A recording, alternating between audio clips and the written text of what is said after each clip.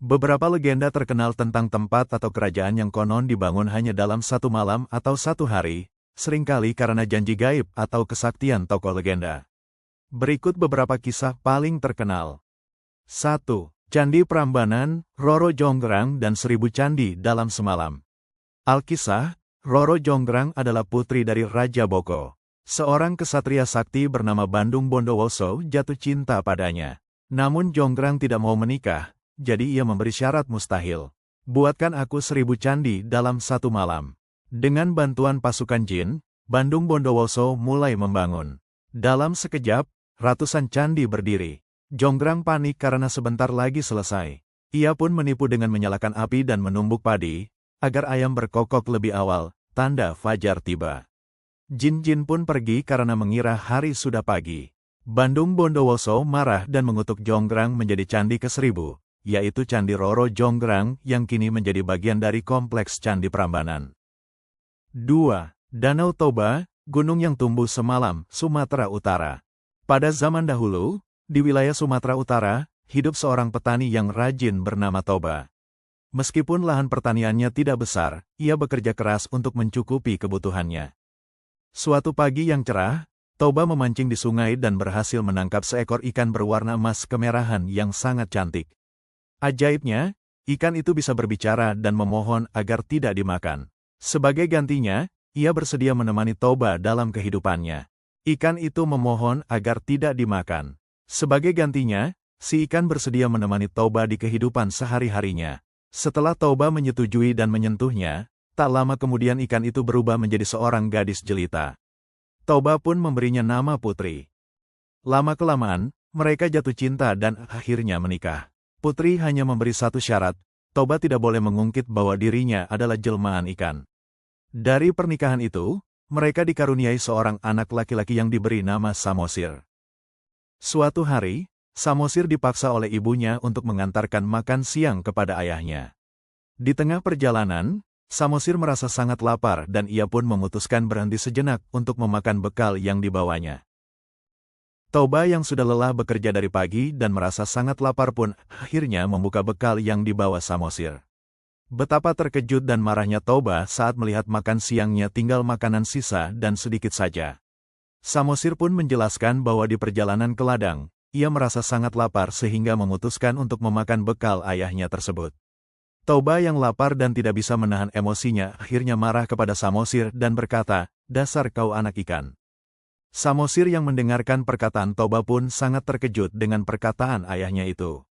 Ia pun berlari pulang ke rumah sambil menangis. Ketika sampai di rumah, Samosir bercerita tentang dirinya yang melanggar aturan atau syarat dari sang istri. Ia kemudian menyuruh Samosir untuk segera naik ke atas bukit yang tinggi. Setelah Samosir pergi, Ibu Samosir kemudian berlari ke arah sungai dan melompat ke dalamnya berubah menjadi ikan emas. Seketika itu juga, langit menjadi gelap dan awan hitam mulai berkumpul. Hujan deras mulai turun disertai dengan petir dan angin kencang. Air sungai meluap dan membanjiri seluruh lembah. 3 Gunung Tangkuban Perahu, Sangkuriang membangun perahu dalam satu malam, Jawa Barat.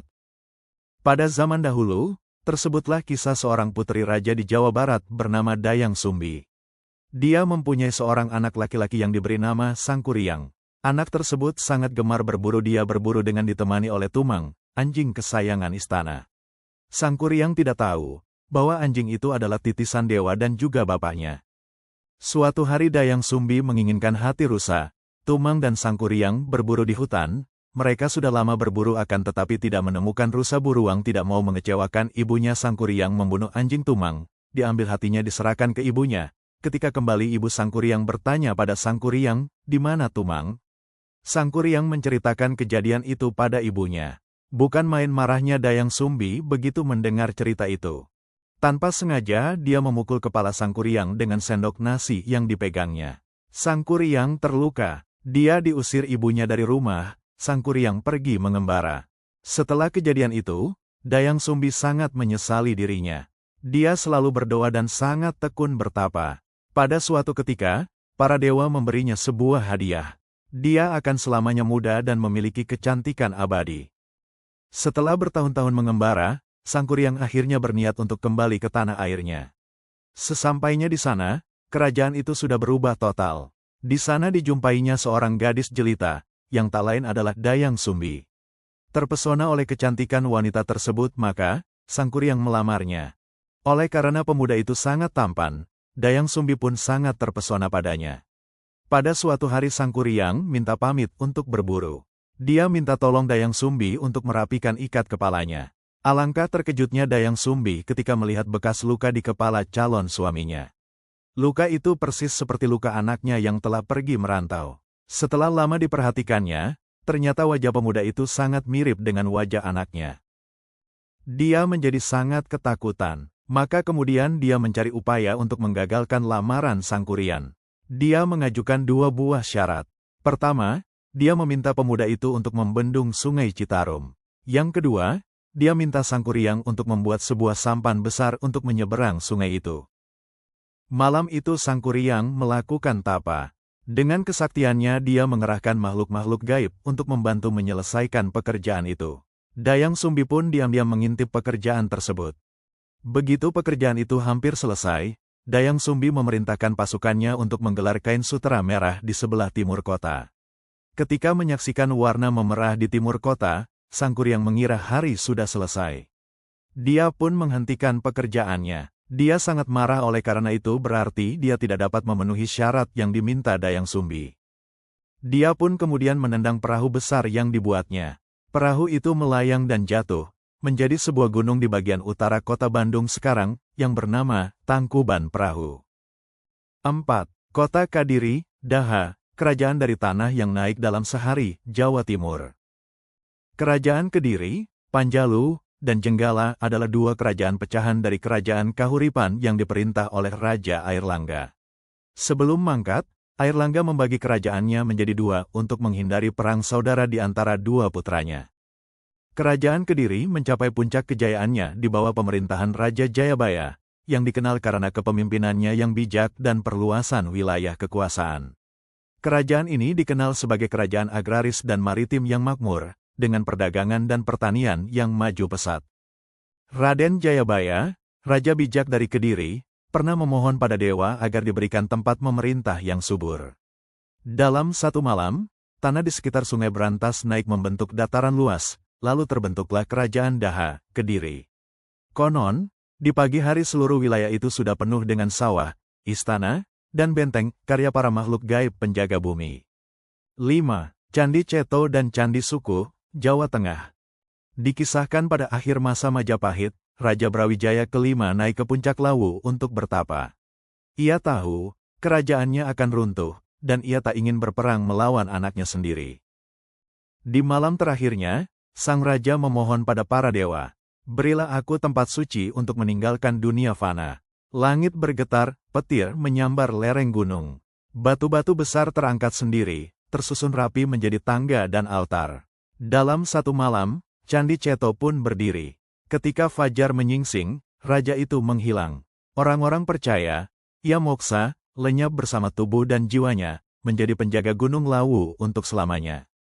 7. Masjid Menara Kudus, Jawa Tengah. Konon, Sunan Kudus membangun menara masjid yang mirip arsitektur candi Hindu dalam waktu satu malam. Suatu malam, dalam perenungannya, Sunan Kudus bermimpi. Dalam mimpi itu, cahaya putih turun dari langit, membentuk menara tinggi yang bersinar di atas kota Kudus. Sebuah suara lembut berkata, "Bangunlah rumah bagi Allah, tempat manusia bersujud dan bersatu." Keesokan paginya, beliau mengumpulkan para murid dan masyarakat sekitar. Ia berkata, "Kita akan membangun sebuah masjid, tapi bukan sembarang masjid. Masjid ini akan menjadi lambang persaudaraan antara kepercayaan lama dan baru." Ang membuat kisah ini legendaris adalah menara masjid yang berdiri megah di sampingnya. Tidak seperti menara masjid pada umumnya, menara ini berbentuk seperti candi Hindu, tersusun dari batu bata merah tanpa semen, tinggi dan kokoh, dengan ukiran halus di setiap sisinya. Penduduk heran, bagaimana mungkin batu-batu ini tersusun tanpa alat, tanpa perekat? Konon, Sunan Kudus membangunnya dalam satu malam. Dengan izin Allah, setiap bata terangkat dan menempel sendiri di tempatnya, disusun oleh kekuatan malaikat dan jin yang tunduk kepadanya.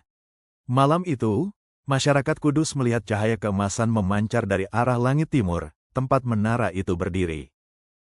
Di balik setiap batu dan kabut yang menyelimuti tanah Nusantara, tersimpan kisah gaib tentang tangan-tangan tak terlihat yang membangun dunia dalam sekejap malam.